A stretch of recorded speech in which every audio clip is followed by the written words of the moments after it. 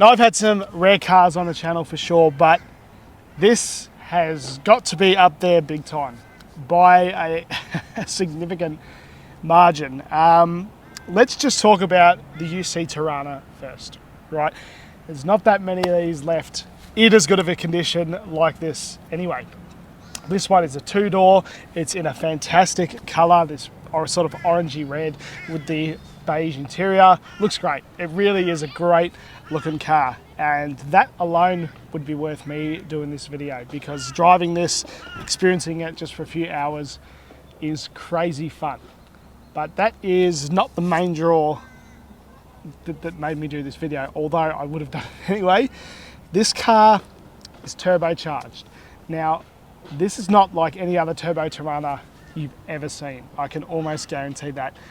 Back in the late 70s, GM and Garrett had a partnership where GM would warranty a lot of the car except the turbo bits, and Garrett would do the rest.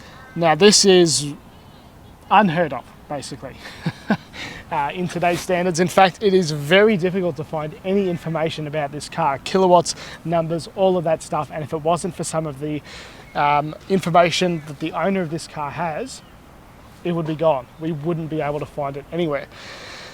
So let's have a quick look on the outside of this car, and then I'll get to the juicy parts, because it is a very interesting piece of Australian history. And this car, like I mentioned before, a lot of the cars were partnerships with Garrett and made, and that was the case with this one, I believe. And then this was taken back by GM before it was sold to the public.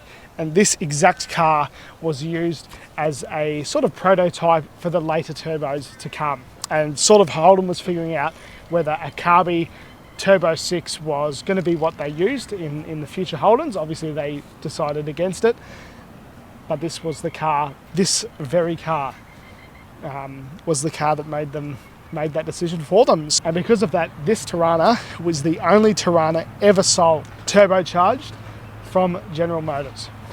So very, very interesting. So because it was all done up with General Motors and stuff, it had all of the normal GM warranty and stuff. But anyway, let's have another quick look around the UC, and let's talk about why there might not be so many of these left, and why this car is a real survivor. Even forgetting the turbo gear, it's really cool to see one like this.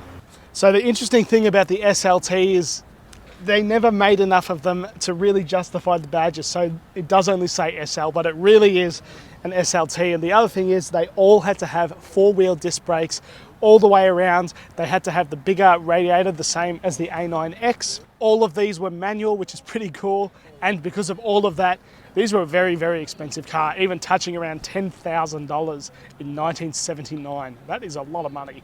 That's a lot of money. But these were advertised at the time as the A9X killers. These were actually faster, advertised anyway, than the Holden 5 litres. So that is very, very cool. And 0 to 100 is quicker, apparently. You know, fuel economy, not fantastic, as you would probably imagine from a draw-through carburetted turbo 202. We're looking at around 15 litres per 100k advertised. So what is that really?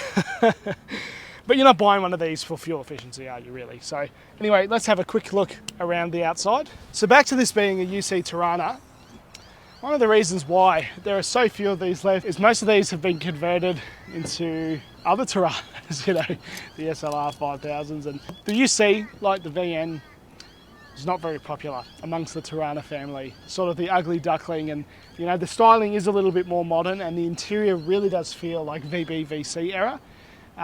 So I can see why, sort of, but to me, it's still very much a classic Holden, absolutely. And it drives really cool. It drives so similar in feeling anyway to a VB VC.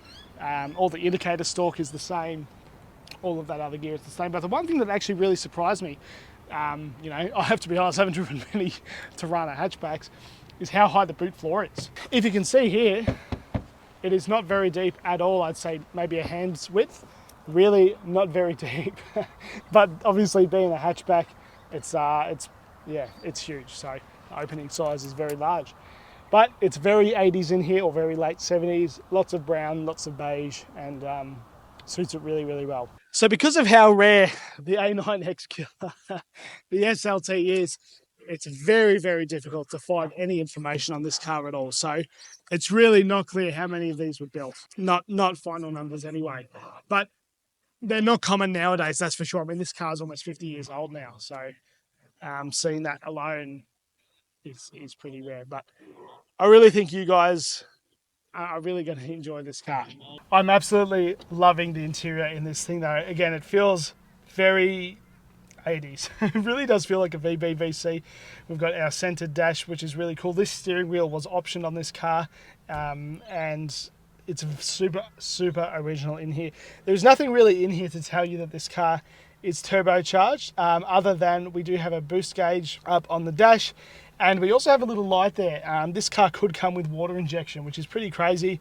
It's not set up at the moment, but that's what it's there for.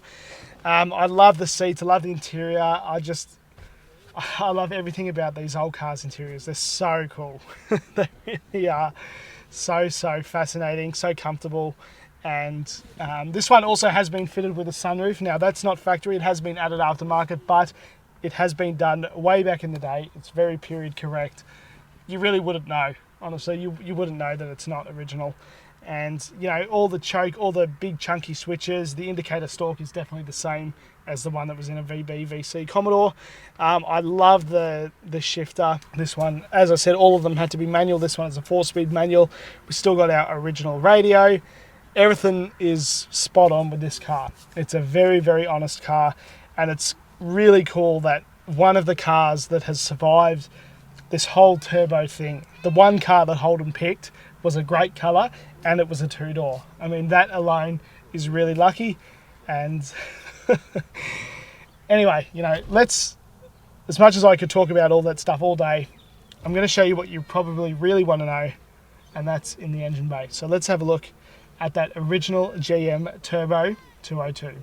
All right, and here is the Turbo 202. So we have 135 kilowatts and 390 newton meters of torque. I mean, that's pretty serious for 1979. I mean, the VL Turbo only had 15 kilowatts more than this humble Turbo 202. There are a few modifications as well that they did to this running gear. For example, there was a spacer between the head and the block, completely upgraded fuel lines and fuel system, a custom 3-inch exhaust just for the turbo cars, the big nut braking system, usually not on UC Toranas, but for the turbo ones and for any of the sort of high performance ones, we did have them. And here is our heavy duty radiator. Now, I think the term heavy duty might have been a bit more loose back in 1979. The one downside to the early 202 turbo is that it did get a little bit hot in that corner. And as you can see, we have put some protection up there under the bonnet. Now, this car has been lovingly restored, but once upon a time,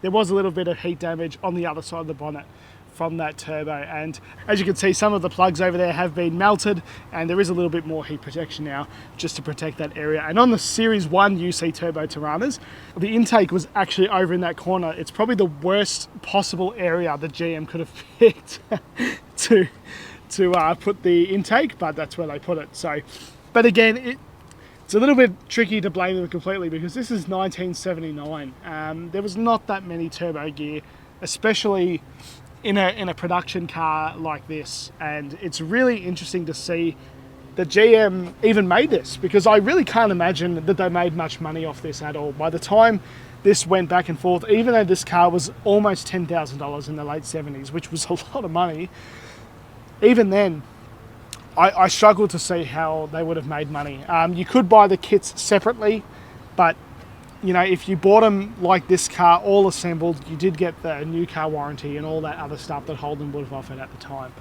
So there is a big plus to getting it like this back in the day. Now, because this car is so undocumented, it is very difficult to find information, and I'm sure that a lot of people watching this might not have even known that this existed. There are little mentions of it here and there in some Haynes manuals or some Gregory manuals and things like that. But again, because it's so rare, images are rare, you just don't see them. And this car is not just any Turbo Torana, like I said before. It is the one that Holden actually used as a sort of production, trying to figure everything out, trying to test it, trying to see if this would be the route that they would take in the future. obviously they didn't end up doing that. But the end result is a really cool piece of Australian history. And like I said earlier as well, it's great that they chose a good colour and a two-door to do it in, because this will be genuinely one of the most desirable cars, because this is one of one. And all the other Turbo Toranas, while they are rare, where are they? There is very few. And actually I wanted to make this video as well, because if there are any other Turbo Toranas out there, I would love for you guys to contact me or get in touch. If there are any out there in Australia, especially if they look like this, I would feature them again, because they are just so rare. But I actually think it's quite unlikely that any have survived. UC Toranas like this anyway are rare, honestly. And finding one with all of its original gear, pretty much impossible.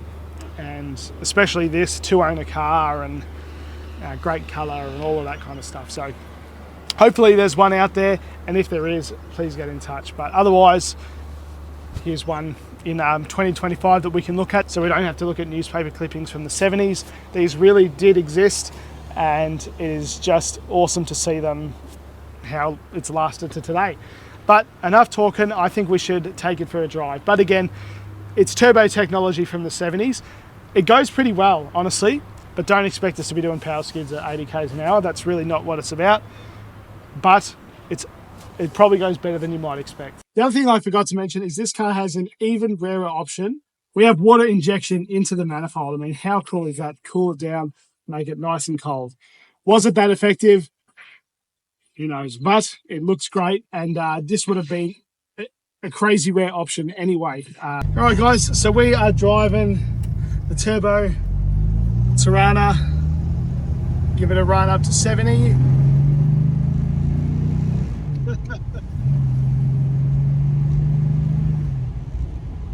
Now, it's very engaging to drive. It really does drive fantastic. Like, it's, for its age, it's very settled on the road. It's not jumpy and skippy. Like, it really sticks to the road, and it's really nice to drive. That's the honest truth. Just got to adjust my mirror, and because we're in 1979, that means rolling down my window and pushing it back up again. But it feels very mechanical. It feels very settled. It feels great. It really is really great fun. It feels small on the road. I mean, it is a small car. I have to be honest, you know, you probably don't feel the turbo as much until you're already going speed. I mean, I haven't been driving this car hard anyway, just because, well, it's just not the right car to be thrashing the guts out of. I'm sure I could take it, but this car really is a one of one, and just not right. Saying that, going from like 80 to 100, it's really surprising. It really feels like an 8. You know, there's plenty of torque up top, and you know, if you look at the kilowatt numbers, that's because, and torque especially, it's not that surprising because it's sort of close to the Holden 5-litre. And the other thing as well with the 202, and I've always said this in any of my videos, is that 202s actually sound pretty good. They really do. Some of the newer Holden 6s, maybe not so much, but the 202s, you know, 186s, and a lot of the early Holden 6s are a good sounding engine. And it's this gearbox as well, you know, 50 years old this gearbox is, and it drives so nice, and all that it's had is a service. As I mentioned before, the car has had a bit of paint work. I mean, look, a lot of the cars from this age, Ford, Holden, doesn't matter, they're going to have a bit of rust. It's very rare that any of them didn't. So it's had a bit of exterior work, but interior is really well appointed. And you know, we're just pulling on to the highway now. Again, I'm not really revving up to 4 grand and stuff, but really smells like a 202. If you guys have driven a 202, yeah, you know what I mean, but it really does not feel slow at all. It's great fun to drive, even us just going highway speeds now. It really is, and it really does stand out on the road significantly. Like, even if it wasn't a turbo, I think I'd have great fun in a car like this. Probably one of the things that surprised me the most is just how effective the turbo is. Just I love Holden gear, a GM product that's the late 70s, that's carburetted and turbo. Sometimes it's a little bit questionable how well that is going to go, but it drives great. It really does, and I think 0 to 100 was 8 seconds. Well, I'd have to double check that. No power steering as well. Car feels so connected to the road, especially it feels very connected when you pull up at a set of lights, or you're doing a 3-point turn. It feels very, very connected then. 4-speed feels great. I really don't feel like I'm missing out, and the whole package, the interior, the paint, the running gear, like everything, it's really cool.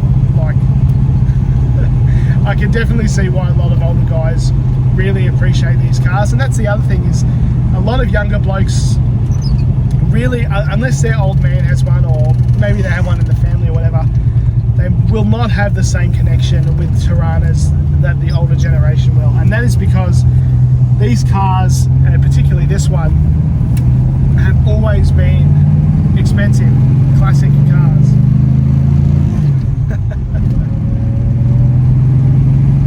There's that custom 3-inch exhaust, and again, you don't actually have to drive this car hard to enjoy it.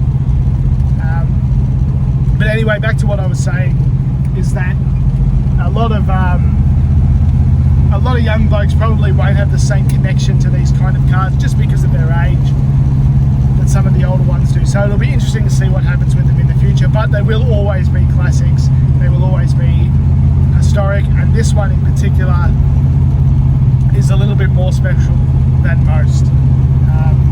I would argue that this is just as desirable as an A9X or any of those other Toranas because of its rarity. I mean, it's just really, really up there. And I hope that you guys enjoyed this little showcase as much as I have, driving it and showing it off. I hope that you guys have enjoyed this video. I have really enjoyed my time with something so unique. And without this channel, I never would have ever even seen one of these in person, especially outside of a museum, and especially gotten the chance to drive it and hang out with the owner. So I really appreciate everyone for messaging me, talking about this car, and I haven't posted it on yet on social media since I recorded this, but I'm sure the second I do, this is going to explode. So I really appreciate you guys for following along, liking, subscribing, and hopefully we can have some more awesome stuff like this. And thank you guys for watching, and thanks for liking and subscribing. And if you guys would like your car on the channel, then please feel free to get in touch. Otherwise, thank you for watching.